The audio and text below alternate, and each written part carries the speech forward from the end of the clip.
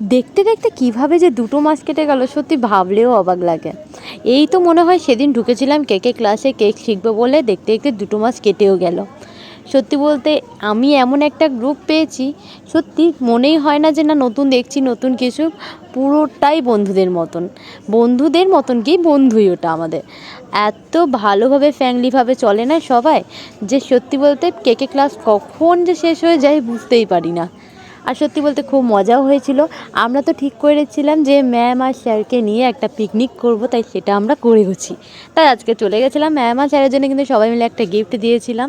Ma'am আর স্যারের কিন্তু খুবই পছন্দ হয়েছিল, তাই ভাবলাম তোমাদের সাথেও একটু শেয়ার করি। আর সার্টিফিকেট তো নিতেই গেছিলাম। আর কী কী খাওয়া হলো বলো তো, এই ধরো সবাই সব ধরনের জিনিস নিয়ে গেছিলাম। স্যার আর ম্যাম কিন্তু আমাদের বিরিয়ানি খাইয়েছে, কেউ আইসক্রিম নিয়েছিল, কেউ মিষ্টি, কেউ কোল্ড ড্রিঙ্কস, যে যার মতন করে নিয়ে গেছিলো। আর কি কতটা তাড়াতাড়ি আমাদের টাইমটাও কেটে গেল। সত্যি বলতে আজকে খুবই মন খারাপ লাগছিলো। একদিক থেকে আনন্দও হচ্ছিলো যে না শিখতে পেরেছি, আর একদিক থেকে মনটাও খারাপ লাগছিলো যে কত তাড়াতাড়ি ক্লাসটাও শেষ হয়ে গেল।